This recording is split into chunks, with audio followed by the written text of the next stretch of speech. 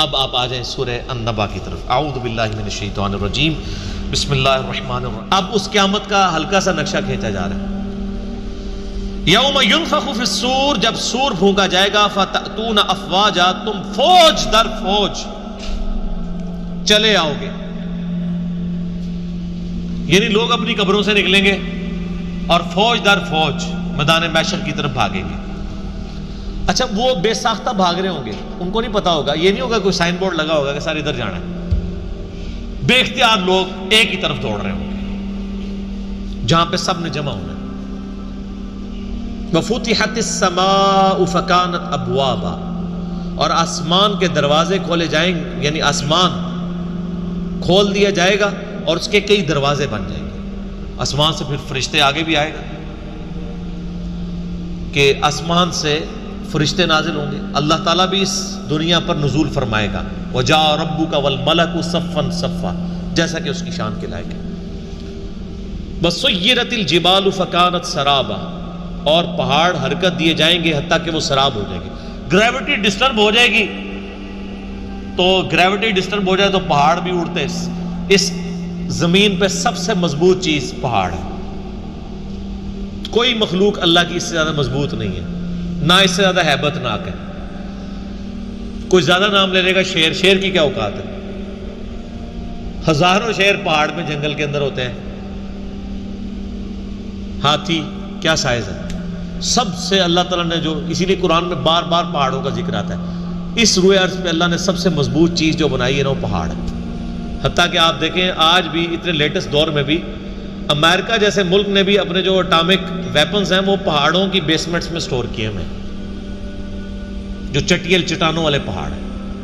اور وہ ایسے مضبوط پہاڑ ہیں کہ ان کے اوپر ایٹم بم بھی گرا دیا جائے نا وہ پہاڑ نہیں ٹوٹتے. اس کے اندر انہوں نے ٹنلز کھود کے تو اپنے سارے رکھے ہیں. یوٹیوب پہ انہوں نے ویڈیوز بھی چڑھائی ہوئی ہیں. یعنی وہ اٹامک بم پروف ان کے چیمبرز ہیں جن میں انہوں نے اٹامک بم رکھے ہیں، اور وہ بھی قدرت کے ہیں.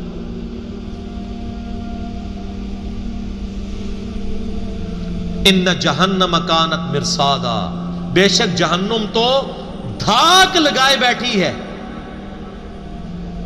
تلاش میں ہے کہ کدھر. جیسے وہ ایک کوئی حفاظت کے اوپر چوکیدار مامور کیا ہونا تو وہ چور کی تلاش میں ہوتا ہے. تو اللہ نے الفاظ کیسا استعمال کیا ہے؟ دھاک لگا.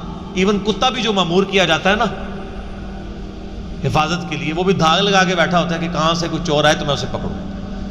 بے شک جہنم دھاگ لگائے بیٹھی ہے. کس کے لیے؟ للطاغین مآبا، سرکشوں کا ٹھکانہ ہے. جو سرکش اللہ کے نافرمان لوگ ہیں ان کے لیے جہنم تیار بیٹھی ہے. لابثین فیہا احقابا، وہ اس میں رہیں گے بہت لمبے عرصے کے لیے.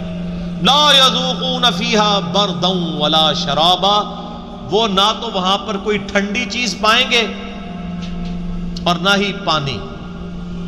الا حمیما وغساقا، سوائے کھولتے ہوئے پانی کے اور گرم پیپ کے. والعیاذ باللہ تعالی. اللہم اجرنا من النار، اللہم اجرنا من النار، اللہم اجرنا من النار. اللہم من احییتہ منا فاحیہ علی الاسلام ومن توفیتہ منا فتوفہ علی الایمان. بخاری مسلم حدیث ہے. ایون نماز کی حالت میں بھی نبی علیہ السلام جب کبھی کوئی اللہ کی عذاب سے ریلیٹڈ آیات پڑھا کرتے تو فوراً اللہ کی طرف متوجہ ہو کر جو ہے وہ رجوع لایا کرتے اور اللہ کے عذاب کے اگینسٹ اللہ تعالیٰ کی پناہ طلب کیا کرتے. تو یہ سنت ہے. جزاء وفاقا، یہ بدلہ ہے ان کے گناہوں کا پورا پورا. انہم کانوا لا یرجون حسابا، یہ لوگ تو قیامت کے دن کو بھلائے بیٹھے تھے، ان کو توقع ہی نہیں تھی کہ ایسا بھی ہو جانا ہے. حقیقت بات یہ ہے، چاہے مسلمان ہے یا کافر، حالت تو یہی ہے. مجھے بتائیں جسے پتا ہو کہ میں نے مر کے اللہ کے حضور جانا ہے، وہ اپنے یتیم بھتیجوں اور بھانجوں کی جائیداد کے اوپر قبضہ کرے گا؟ جسے پتا ہو کہ میں نے مرنا ہے، جسے یہ بات پتا ہو کہ قرآن میں آیت کئی دفعہ ریپیٹ ہوئی ہے کہ جو لوگ ناحق کسی کا مال ہڑپ کرتے ہیں وہ اپنے پیٹوں میں دوزخ کی آگ بھاڑ رہے ہیں، تو وہ یہ کام کریں گے؟ not at all. Bulleh Shah سا مرنا نہ ہی غور پہ کوئی اور. یہ بڑا زبردست شعر انہوں نے کہا ہے. یہ ٹونٹ کے طور پہ، تانے کے طور پہ کہا ہے کہ جب ہم کسی کو قبر میں دفنانے جاتے ہیں نا تو ہم یہ سمجھ رہے ہوتے ہیں یہ تو کوئی اور مرا ہے، میں نے کدھر مرنا ہے. یہ لوگ جو کہہ رہے ہوتے ہیں نا ایک ڈوگمے کے طور پہ بات کر رہے ہوتے ہیں کہ ہاں جی ماری جانا ہے جی، اسی بھی مرنا ہی ہے، سارا نہیں مرنا ہے. اور کرتوت سب سے زیادہ اس کے برے ہوتے ہیں جو یہ کہہ رہا ہوتا ہے. تو نے مرنا ہو تو پھر تیری یہ حالت ہو. تو ایک یہ ہے کہ آپ اپنے عقیدے میں قیامت کا انکار کرتے ہیں تو وہ تو کوئی بھی مسلمان نہیں کرتا، لیکن عملاً قیامت کا انکار تو کر رہے ہیں کہ کرتوت ایسے ہیں کہ گویا قیامت آنی ہی نہیں. ایک شخص ہے نماز کا انکار کرتا ہے، ایک دوسرا شخص ہے جو نماز کو تو مانتا ہے لیکن پڑھتا نہیں ہے. تو قرآن کیا کہتا ہے وَأَقِيمُوا الصَّلَاةَ وَلَا تَكُونُوا مِنَ الْمُشْرِكِينَ. نماز قائم کرو، مشرک نہ بنو. مراد کیا کہ نماز نہ پڑھنے والا کیا ہے؟ مشرک. لیکن پاکستان کے شناختی کارڈ میں مسلمان ہی رہے گا، مر جائے گا، اس کا جنازہ بھی پڑھا جائے گا. یہ آگے جا کے پتہ لگے گا کہ جی یہ قرآن میں یہ آیت لکھی ہوئی تھی. اور صحیح مسلم میں حدیث 246 کتاب الایمان چیپٹر میں کہ بندے کے ایمان اور کفر کے درمیان فرق نماز ہے. وہ تو مسلم میں لکھی رہے گی، مجھے پتہ ہی نہیں چلا. وہ تو ترمذی میں لکھی رہے گی حدیث کے جس نے جان بوجھ کے ایک نماز بھی چھوڑ دی اس نے کفر کیا. وہ تو لکھی رہے گی. اس کو تو امید ہی نہیں تھی کہ اسے مر کے کوئی عذاب بھی دینا ہے. وَكَذَّبُوا بِآيَاتِنَا كِذَّابًا. یہ ہماری آیات کو سختی کے ساتھ جھٹلاتا رہا. جھٹلانا بھی دو ہے، ایک ہے عقیدے میں جھٹلانا، ایک ہے عمل میں جھٹلانا. اچھا ہم لوگ ویسے ایک ٹکٹ میں کتنے مزہ کرنا چاہتے ہیں. ہم کہتے ہیں کہ آپ مسلمان ہی ہیں نا جی، خیر ہے مسلمان ہے تو آپ جو مرضی کریں. کافر کو کہتے ہیں کہ اسلام بڑا اچھا دین ہے تو کافر پوچھے کیوں؟ جی یہ خوبی ہیں، اور اگلا وہ سوال کر دے کہ یہ آپ کے اندر موجود ہے؟ نہیں. تو سر مجھے اس دین کی طرف کیوں بلا رہے ہیں؟ یہی کہے گا نا.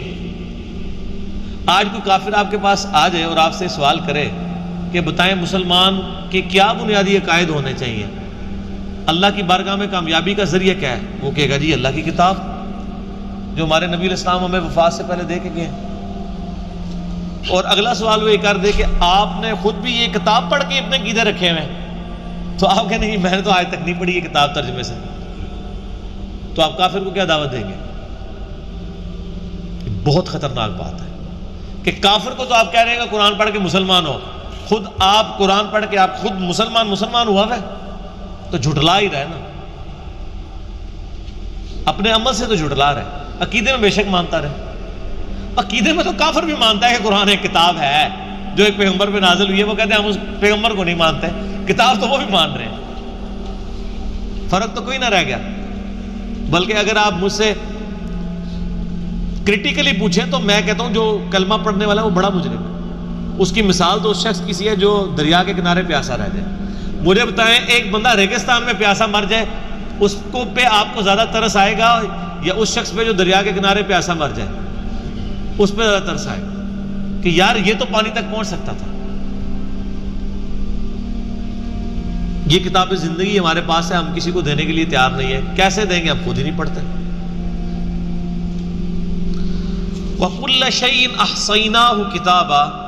حالانکہ ہم نے ہر چیز اپنے پاس گن کر لکھ لی تھی، یعنی تمہارے سارا نامہ اعمال لکھا ہوا ہے. فَذُوقُوا فَلَن نَّزِيدَكُمْ إِلَّا عَذَابًا. پس چکھو اب اس عذاب کا مزہ، اب ہم تم پر زیادہ نہیں کریں گے مگر عذاب ہی. دنیا میں ویسے کوئی آرام خور ہے اور بڑی اچھی زندگی گزار رہا ہے، کہتا ہے اللہ کا بڑا فضل ہے.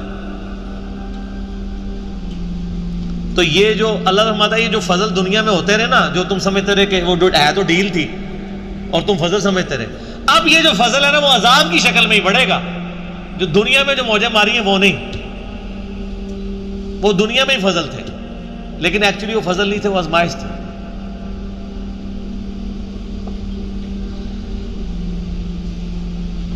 اب یہ 30 آیات قیامت کا نقشہ کھینچنے کے بعد خصوصاً اہل جہنم کا، اب روئے سخن جنتیوں کی طرف. اب تھوڑی میٹھی میٹھی باتیں بھی ہو رہی ہیں، لیکن میں بتاؤں قرآن کا میٹھے والا جو پورشن ہے وہ بڑا کم ہے. یہ میٹھا زیادہ دیر اللہ چلنے نہیں دیتا، پھر دوبارہ کڑوی بات پہ واپس آتا ہے. کیوں؟ میٹھی باتوں سے کبھی قبلہ نہیں صحیح ہوتا. میں آپ سے کہتا ہوں کہ اگر اللہ تعالیٰ کی طرف سے یہ اناؤنسمنٹ ہو کہ جو نماز پڑھے گا اسے جنت ملے گی اور جو نہیں پڑھے گا اسے جنت نہیں ملے گی لیکن عذاب بھی کوئی نہیں ہے. کوئی دنیا میں نمازی بچے گا؟ ساری مصیبت ہی یہی ہے. تو ڈر والا ایلیمنٹ غالب ہے. بہترین صدقہ جاریہ حاصل کرنے کے لیے اس ویڈیو کو شیئر کرنا مت بھولیں. جزاک اللہ جزاک اللہ جزاک اللہ.